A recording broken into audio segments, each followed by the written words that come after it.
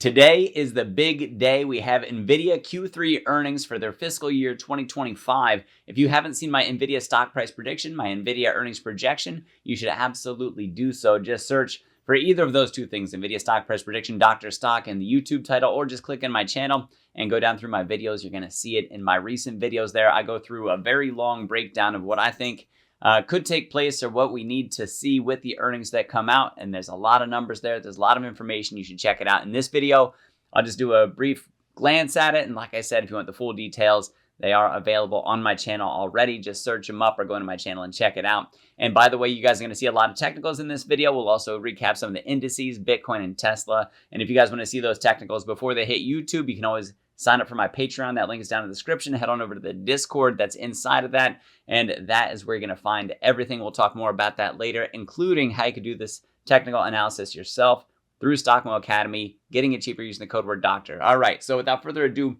let's get into the numbers here for my Nvidia stock price prediction and earnings projection. So first of all, this high estimate is where I mentioned in my video, I think that we're going to land. So on this high side of their 32.5 that they put out as the average guidance plus or minus 2%, I think that we're going to be on the high side of that. And I think we're looking at 76 cents per diluted share. Anything above that is gravy, by the way. So we would be watchful for that because this is pretty much where the analyst estimate is anyway by the professionals on Wall Street that are out there. So I tend to fall in line with, at least as far as these numbers go, with what they have. So our numbers are in agreement with each other. And when we look forward to the Q4 projection that I currently have, if we hit the Q3 high that I have here in the green, then this part over here for the Q4 that you can see on your screen, let me center it better for you, then these numbers, there we go. If we get this sort of guidance, which this would be a 10% quarter over quarter change. Now, mind you, for Q3 for that projection, 8.2. You'll see as I scroll over that things above 5% are going to be good. So the further we are above 5% quarter over quarter growth for revenue is going to be excellent. And then, of course, we want to see the margins hold out. So for Q4, I have it coming in at about 81 cents per share, which again is near the analyst estimate as well. Now, how does that play out in terms of projecting forward to fiscal year 2026? Well, at 5%, that actually points us to about $148 per share. So 5%. I don't know if it's going to be enough to get us there. We're going to have to listen to the guidance they give us. We want to come in somewhere near or above this 36K. And then as we look into fiscal year 2026 at 10% growth, that actually puts us up to 176. The 271 is based off of a few other things, but $187.7 billion in revenue for the full year of fiscal year 2026.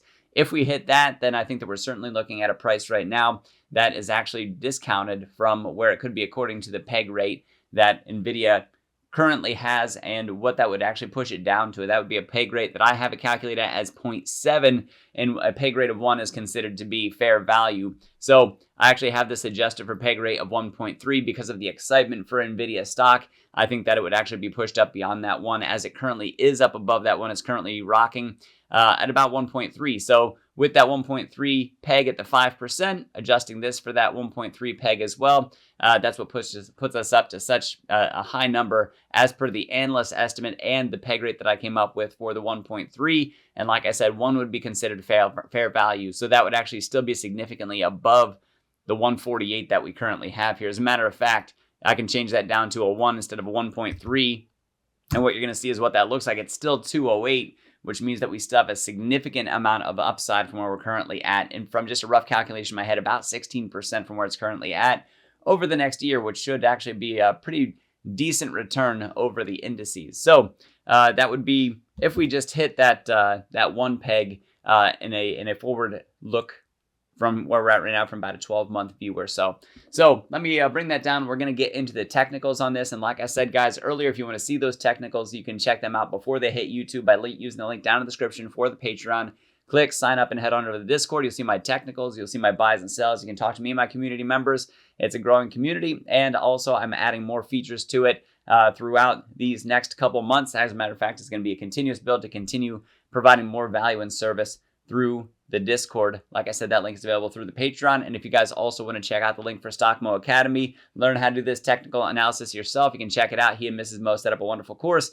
And it also includes the bread recipe trading strategy that he had developed. I use it myself. He uses it himself. And I'll tell you what, whether the market's going up, down, your favorite stock, ETF, whatever, you name it, you and also trade those. You can find out when to get in and potentially when to get out. And now, mind you, it doesn't tell you what to buy or sell. It just signals with times that you might see that movement start to really come into the play, and then you can capitalize it using the bread recipe trading strategy. And you can get access to those technicals and the bread recipe itself cheaper by using the code REDOCTOR, DOCTOR. Is going to save you a ton of cash.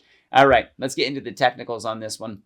So we'll take down the chart and we're going to put up the ticker charts. There we go. So for SPY, we'll start there. Actually, let's start with Nvidia, then we'll get to the other ones. So for Nvidia, I stripped out some of the technicals right now. That right now you just see some moving averages. We have the 20, we have the 50, and the 200. These are all simple moving averages that are on here. Yesterday, having almost a 5% day. Maybe we'll see that 150 pop up prior to the earnings coming. Honestly, we still might find that rejection like we had these previous 6 days before we had a bit of a tumble, and we had one day where we were down below the 20-day simple moving average before coming back up. If I put the technicals on here, it's a little bit busy to look at, but they're good technicals that are on here. You can see the 148.72 that we struggled with, that we could make it over a little bit, but we couldn't quite keep. We closed above it, and then below,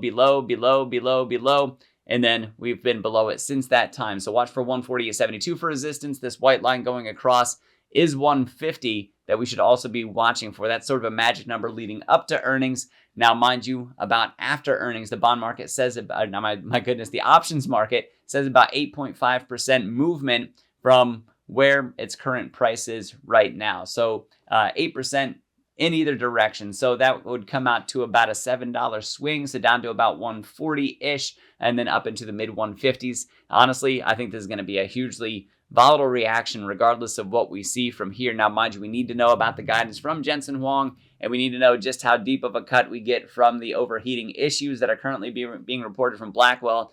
Is it something that's going to cost them a ton of cash? Are they going to have to go through a whole redesign?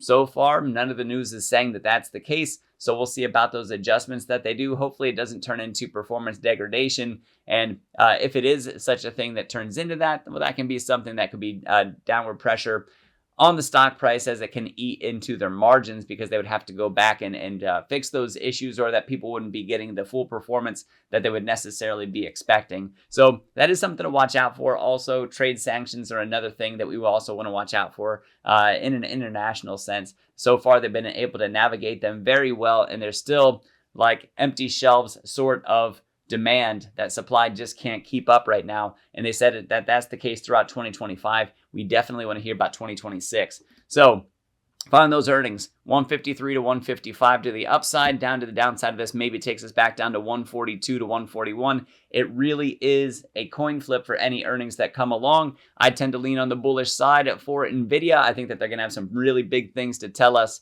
about 2025 coming up, and hopefully for this next quarter that they're able to realize quite a bit of revenue, and that they're able to maintain their margins, which so far it sounds like they will. Honestly, increasing margins would also be a very strong and positive thing. And then one other thing that we want to watch for is that they continue to be very efficient with their operating expenses, which do move up along with the revenue that they bring in. So if there's a certain percentage that goes along with it. I saw it when I was doing my calculations for them, and it influences the projections that I put out. And so staying under $5 billion per quarter for the operating expenses throughout 2025 is going to be, in my opinion, pretty darn huge as far as filling out their margins, especially if they have some rampant growth. So I'm trying to think of what that number is. I think that operating expense number is somewhere around 12 to 14%. Don't quote me on that one because I don't have the numbers right in front of me, but it's something that we want to watch out for.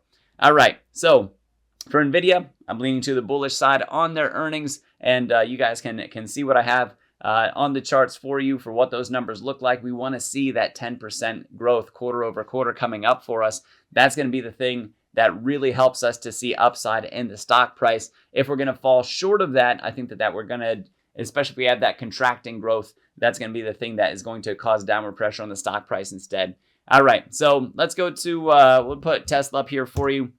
Had a great day yesterday for Tesla. For Tesla up 2%, but check out these technicals just so you can see how the supports and resistances work out so far, that regardless of the day, go ahead and pick it. So yesterday wasn't special, and these technicals have been drawn for probably, I don't know, about 2 weeks or so at this point in time. So predating any of these technicals, I'm pretty sure. This line right here is 350, by the way, the white line that comes across your screen. And yesterday, you can see where we opened just below this, and then we were able to close just up above 346, which happens to be resistance for us with some fairly heavy resistance right around that 350 mark. Pre-market hours, just a little bit up above yesterday's close. So we'll see what Tesla brings to us. There's a lot of really good reasons to be bullish on Tesla that are outside the scope of this video, but I will make further reports on Tesla. Now, mind you, we will have to watch the technical indicators, which right now the RSI is in the very short term climbing, but still below this previous peak, which was in the overbought territory, cooled off, and then took a nice bounce off of that. We really want to pop back up above 356.67, which is the next Fibonacci extension level that I have on here that's really critical for watching. All right, BTC, new all-time high yesterday. Today, fighting again to hang on. A lot of days in overbought territory. We're really trying to get that 95,413 number that's on here. As a matter of fact, if I shrink this up and slide over, oh, there you go. This should actually be, maybe it's a 413. We'll drop that down for you. There we go. That's the exact number. There's the $100,000 mark. Don't be surprised if we give a little back before we head back up to that 100,000. Also, because it is crypto, don't be surprised if we push right on through it. Watch out for that number 107,822. That's going to be absolutely huge with some minor resistance also below that around 106,489. So there's some numbers to watch. SPY.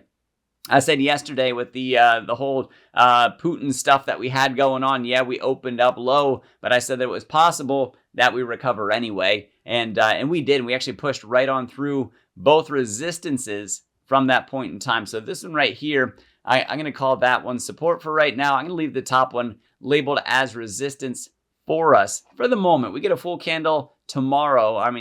Full candle today up above this resistance. I'll turn it green.